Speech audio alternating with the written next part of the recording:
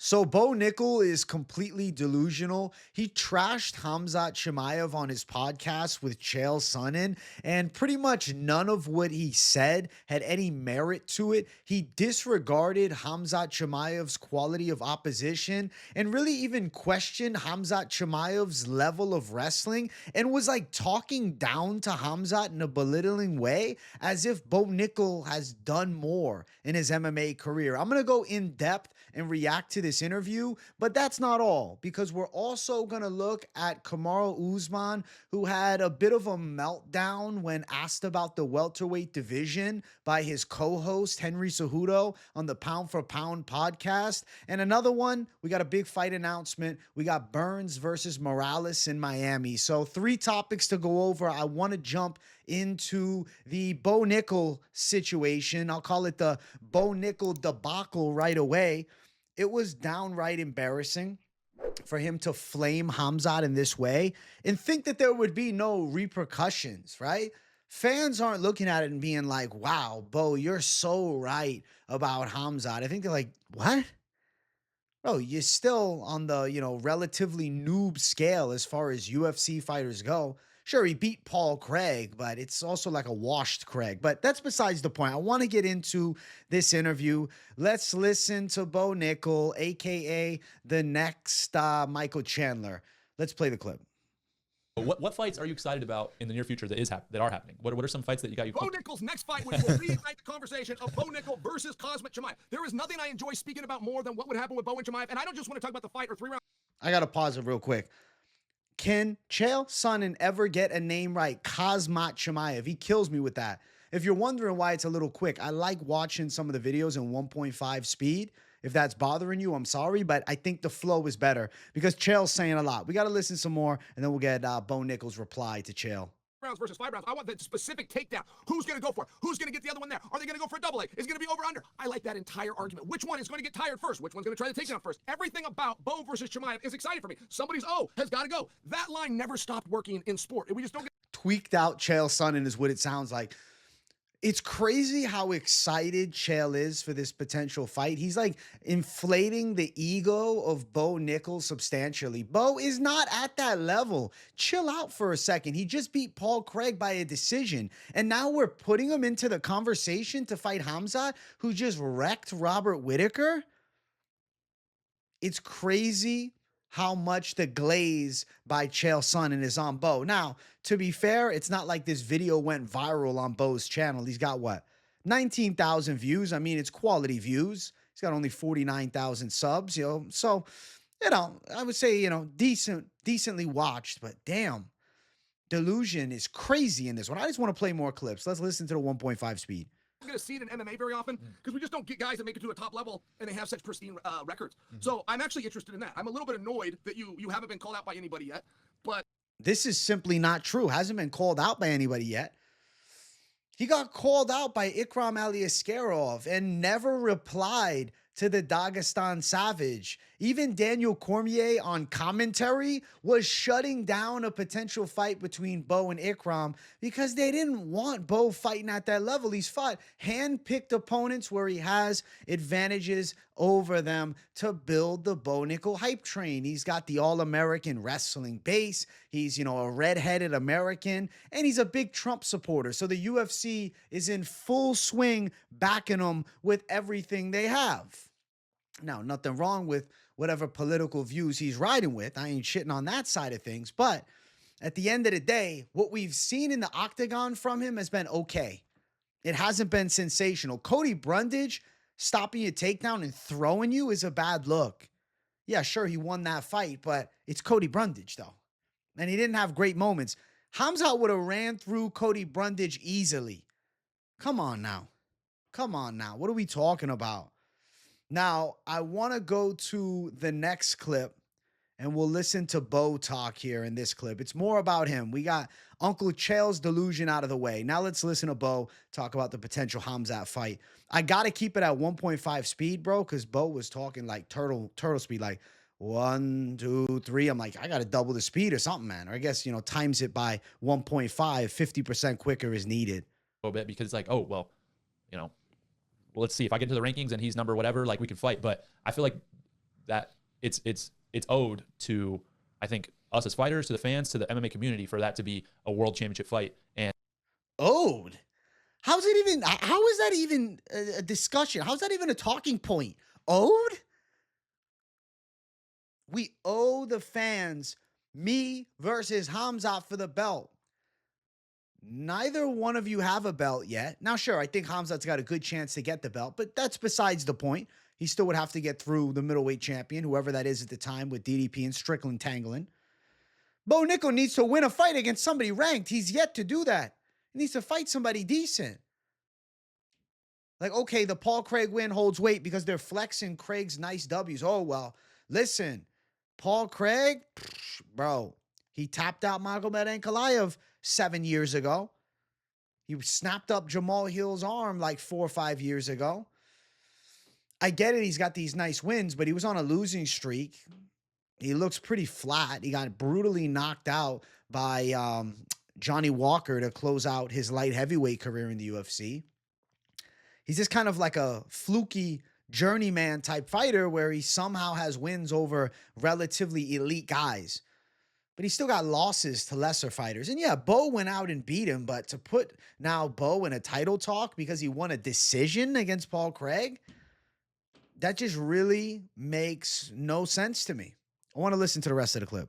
And yeah, I mean, I can't wait, because at the end of the day, for me, the idea is, you know, I want to fight the best guys in the world. It's not, oh, this guy sucks. This guy sucks. I'm so much better than everybody. And it's like, that guy's freaking good. He's literally, he's a savage. He's a beast. He's from, you know, the mountains. And guess what, man? I'm from America, and I'm going to come out there and we'll see. I just want to play the end part, really. I don't know why. I found that so goofy. Listen, he's from the mountains, and guess what? I'm from America. Represent USA. I'm not trying to shit on my American fighters. I still got you guys' backs, but Bo just needed to be checked because he's shooting too far up. I can respect that he wants to fight people that are good, but show me that in the octagon. Don't just tell me that on your podcast, because fighting Paul Craig doesn't mean much. It doesn't. And winning a decision against Paul Craig, and you don't want to go to the ground with him, makes me question just how good you are on the ground too. Now let's get to the next clip. We got more. We got to get to 122.36, yo. Let's play it.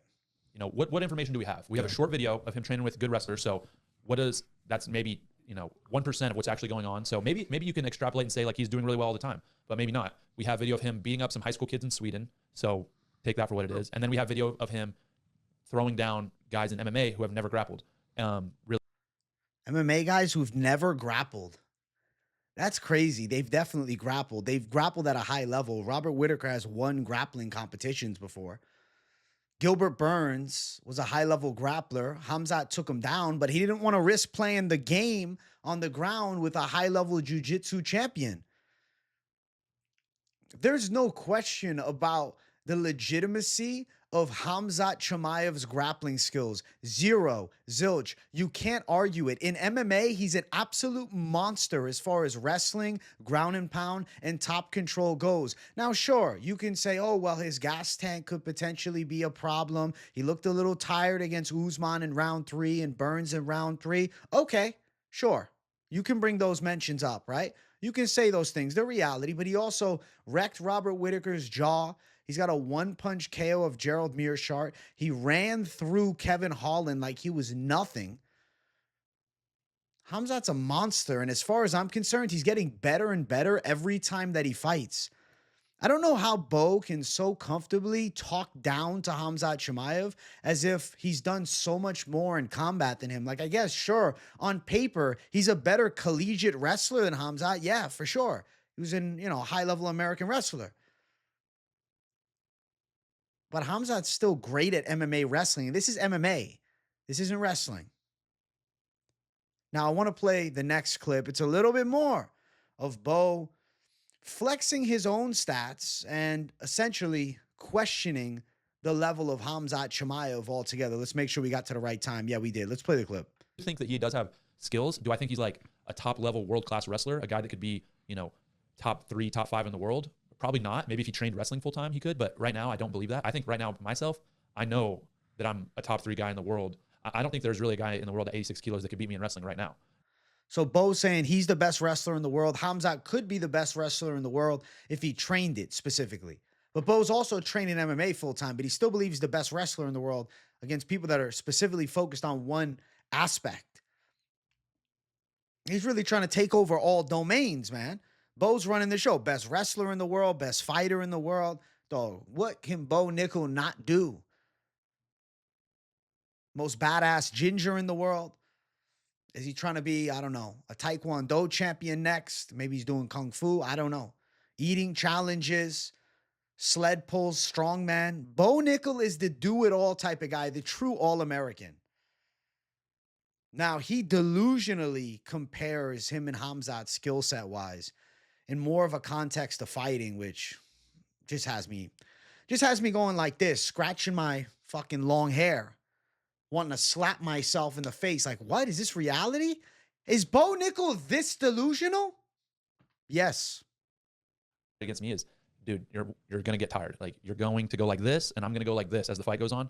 And you're not gonna take me down, which is your best attribute. So you're gonna have to strike with me. I'm probably gonna be able to take you down. Maybe I don't hold you down on the ground forever, but I can hold you down there for a little bit. And the longer the fight goes, the worse it's gonna get. So that's kind of my view of it from 30,000 feet, and trying to take all the information that we have. So let's just shaft Khamzat Chimaev's level, because I can take him down and I can do this and I can do that. Cody Brundage, stop your takedown, bro. You're not easily taking Khamzat Chimaev down. And Hamzat is definitely live to get you down to the ground too. It's MMA wrestling. The striking is still developing and spotty. Hamzat's slick. Hamzat's explosive. Hamzat's powerful. Hamzat's a menace to society. Hamzat's crazy. But Bo Nickal also seems to think that the way Hamzat approaches fights with intensity is kind of wrong. We can listen to his clip here.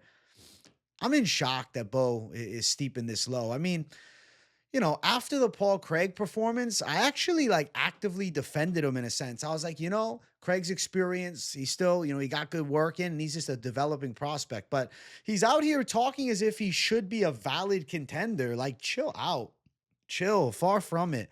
You got 2 years left, kid. Bo's got at least 2 years of work before I take him serious in any bit of elite conversations. He needs 4 more wins.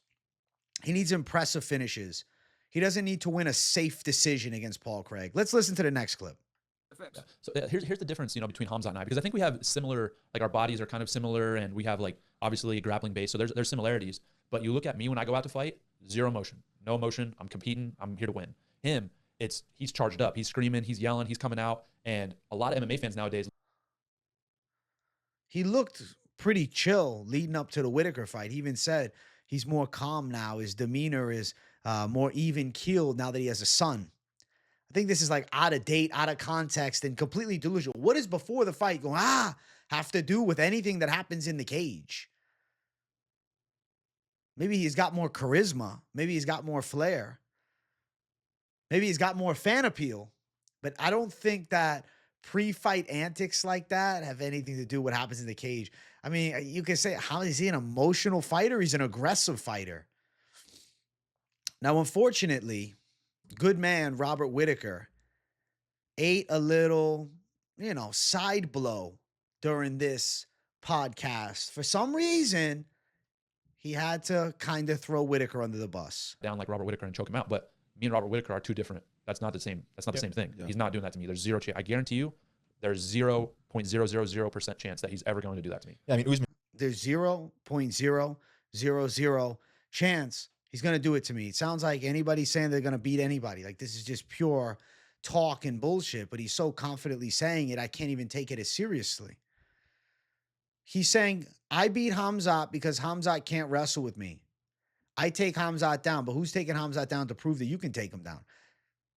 You got a takedown badly stuffed against Cody Brundage, but Hamzat won't be able to stop your takedown and touch you up on the feet. Listen to this last part. Usman showed a good foreshadowing. And he doesn't even wrestle. And that was.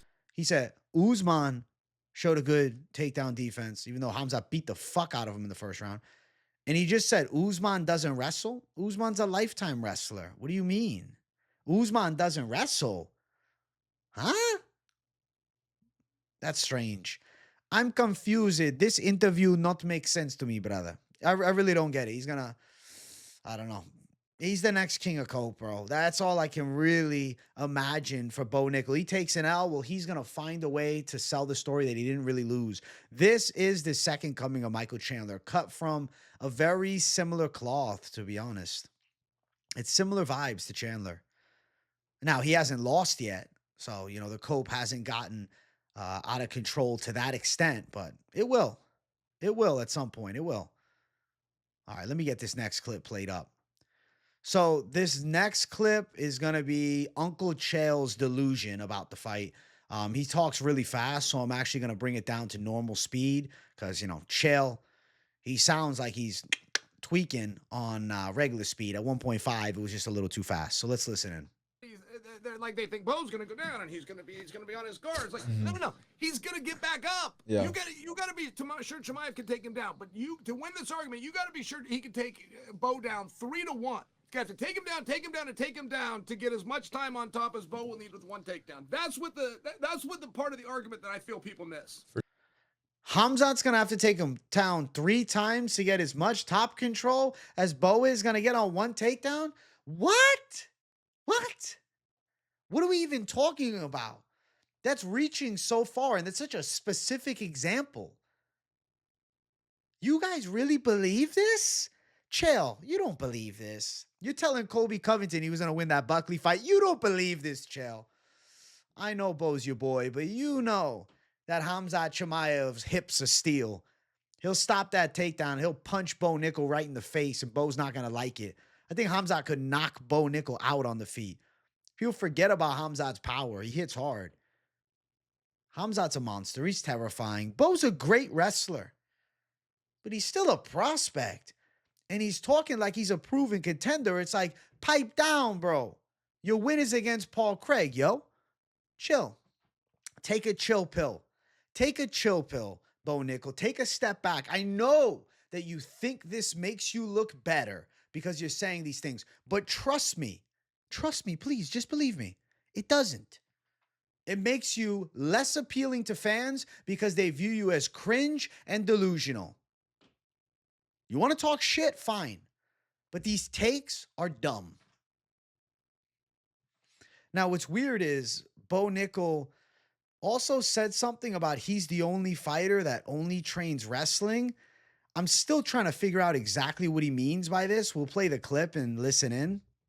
So that's something that I think, you know, you kind of brought this up about my last fight. It's like, oh, you see how many wrestlers go in and, you know, start striking, get in love with the hands, and now they're a boxer, they're a striker. It happens all the time. You know, Justin Gaethje is a prime example. There's tons of other guys like that have a wrestling background and now only striking. That's because they don't train wrestling, right? For me, I'm day in, day out wrestling the best guys in the world. That's a huge part of my routine. So is he over-focused on wrestling, he's saying? Because he's training so much wrestling? Because right now we got to shore up the holes, man. We got to get a more developed game. I get it. You want to play to your, you know, most comfortable spot. But being the best wrestler in the world and then being the best fighter in the world using wrestling in fights is a little bit different. I think Bo's over-wrestling a bit. And that could build bad habits too. Very strange. You saw in the middle of that, I had to speed it up to 1.5. Aren't you thankful that I ran it all through in 1.5 speed? So you know, Hamzat, you know, I'll wrestle with him and I'll take him down and he won't be able to take me down. And then Chael's like, yeah, I agree. I think you'll take him down and finish him off on the ground. 3 takedowns to 1. That was more of a Gianni the Greek, but you get where I'm coming from. You get what I'm saying. This Bo Nickal, Chael Sonnen interview was absolutely delusional. It was a necessary evil to create in a video. I am appalled by Bo Nickal. But I want to talk about this Usman thing too. So to put this Bo Nickal thing to rest, dog, lay off my guy Hamzat, because the Hamzat slander is not going to be tolerated here, Bo Nickal. 0% chance. The Chechnyan savage is coming for your throat. We'll find out when they fight in maybe 2027 or something like that. Bo's got to get some wins, man. He's got a lot of work to do. So for now, I think keep Hamzat's name out of your mouth or talk some elaborate shit. Don't just, I don't know, claim that you're going to beat him because X, Y, and Z, which are just nonsensical and outlandish claims. Let's talk about Kamaru Usman, okay? This is like a quality piece of the video, but it's not like there was a ton of clips of Usman having a meltdown. I felt like he crashed out a little bit, and I wanted to react to it in a video instead of just like talking about it on a live stream. So first things first, Usman kind of alluded to only being interested in fighting for money at this point, which I thought was a bad look. We'll put the speed to 1.25 and let's listen in. I say you Listen, Henry, this is the thing. Whilst we're coming into 2025, I just want to make this clear so everyone realizes and understands this. Henry, if we don't fight, we don't make money. I like money. Listen, he's in it for the money. Money fighting only at this point. I mean, it makes sense. Towards the twilight of his career, knees are pretty much gone. To fight dollar sign centric and just take the matchup that pays him most. Maybe he's not at 100%. He needs to at least give himself a chance at a win, because him getting a win probably gets him more money later on. So I get it. Twilight zone of his career, though, only fighting for money. That's a big admission. You like money. We live a particular lifestyle. I have a family that, yeah, I like money. So if I don't fight, I don't make money. So it's all about money. He wants to come back injury-free. So, you know, he has his best chance of winning and then potentially earning a better check and healing up so he can get more money fights. But I did take this as a little bit of a stance like, hey, I'm a money fighter. Sure, he tries to spin the narrative like it's because I'm not scared to fight anybody. I do this because my profession and, you know, I make money doing it. Like, tried to spin it in that type of way, but I think he was unsuccessful. To me, it just seems like Usman's focused on the dollar signs. Holy shit. That picture there looks like he just got caught with a clobbering left hook by Jack Della Maddalena. You should screenshot that, because if he does fight JDM going to have him looking just like that. Let's play this next clip. Oh, yeah, he don't want to fight me. He don't want to fight me. Shut your mouth. No one is scared of any of you. Usman's crashing out. He tells the whole welterweight division to shut their mouths. He got frustrated with this. You can see it. You can see it in his throat that he's a little pissed off talking about welterweights. I get it, though.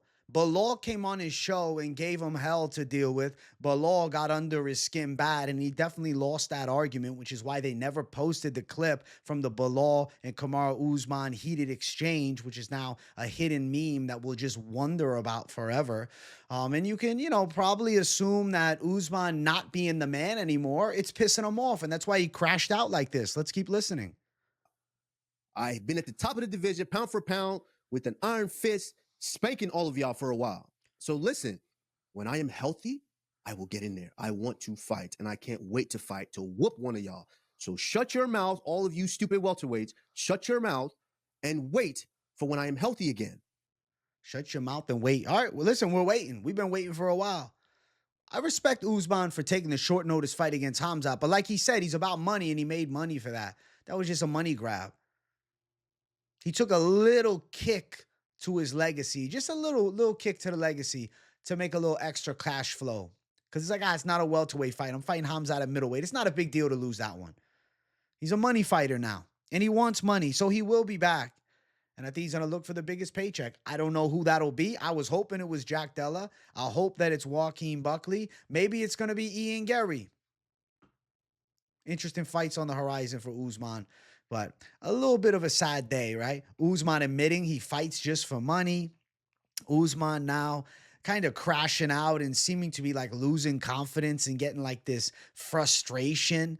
And I don't know, it's coming across as like a little bit hurt, man. He's hurt that he's not the man anymore, because for a long time, Usman was the most egotistical fighter in the UFC. I could not stand Kamaru Usman when he's champ. But after Leon knocked him out, it was a little better. I liked him a little more. Now he's crashing out, talking about he's just fighting for money. He's getting upset and emotional. He seems bothered. Kamaru Usman is washed now, man. That Usman you see in the background, angry Usman, versus this guy. This Kamaru Usman looks like he's playing golf on a Sunday morning with some, 40-year-old drinking buddies. This don't seem like a Kamaru Usman getting in the cage and fucking people up. I don't think he's got it no more, to be 100% honest with you. I think Usman is towards the twilight, and he's just fighting for dollar signs now. But it is what it is, because that's how the fighters go sometimes. They lose sight of what was once the dream, which is becoming the best and being the baddest. Now Usman's upset and bothered that he's not the baddest, and he's looking to cash out with, you know, a little extra dollar signs coming in for a couple of leftover fights, because that's all they really are, is just leftovers. I want to see him in Buckley, and maybe we'll see him dusted by Buckley. Now, to close out one last little segment here, we got Gilbert Burns, Michael Morales throwing down April the 12th. I want to tell you why I like this fight, because it is the essence of the passing of the torch. Gilbert Burns, OG contender in some badass fights a long time ago now. You know, when he beat Tyron Woodley, that was a big deal. When he rocked Kamaru Usman, even though he lost the fight, there was competitive moments. Like, Gilbert Burns was in the mix. Then, you know, losses to Bilal, losses to Jack Della Maddalena, losses to Sean Brady. Gilbert Burns is no longer in that elite level cloth, right? Win over Jorge Masvidal ages not like a fine wine, more like, I don't know, a mediocre fucking beverage. I don't know, a mediocre beer or something like that. Michael Morales is surging, though. He wrecks Neil Magny easy.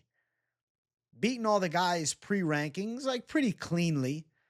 Could have been more impressive in some of them, but, you know, he's still developing, right? Could have been more impressive maybe against Max Griffin. Could have been more impressive in certain moments against Trevin Giles, but he still did work in the fight. And then he looked real impressive with Neil Magny. So Michael Morales is a pretty blue chip prospect right now, and he's well-rounded. They're definitely putting him in a spot to leapfrog Gilbert Burns, and now he'll be in the upper echelon mix because we need new blood. Morales is a young savage on the come up. Gilbert Burns is getting old, man. He's up there in age. This is not primed Gilbert Burns anymore. I don't want to call him Grandpa Burns, but he's getting to that point. He's taking loss after loss. Sean Brady dominates him. He gets fucked up by Jack Della in a back and forth. Bilal gave him the business. And now I think Michael Morales is going to have his number too. Especially, it's going to be a 3-rounder because it's going to be at this damn April 12th pay-per-view, which is better because in case Michael Morales has a little sus gas tank, be nice if he could take a decision over Gilbert Burns. They could still build his stock just a little bit more. Give him a little bit more time to develop. Michael Morales is like pretty slick and elusive. He also has some high-level athletic abilities. So I'm interested to see how he fares with the OG and Gilbert Burns. I'm confident in seeing a win for him. But then my question is, how does he do at the next step? I feel like the Gilbert Burns fight is essentially going to be like a tell-all type of matchup. And I'm going to say early prediction is Morales taking a decision home against the OG Gilbert Burns. That's today's video. I enjoyed it. I hope you enjoyed it too. Bo Nickal's Delusional. Come on, Usman's just fighting for money. And Gilbert Burns versus Michael Morales is a good battle of two people going in opposite career trajectories at this point. I got me slurring my words. You can't hate on me too much, though. It's 1:13 a.m. and I've been streaming all day. Thank you guys for watching. Smash the like button if you guys haven't yet. If you're new to the channel, hit that subscribe button too. Love to each and every one of you guys. Thank you guys for tuning in. W's in the comments if you got nothing to say, but definitely let me know what you think of the 3-segment type videos for news as opposed to me just rocking with one big one. Thanks, guys. See you in the next one. Peace out.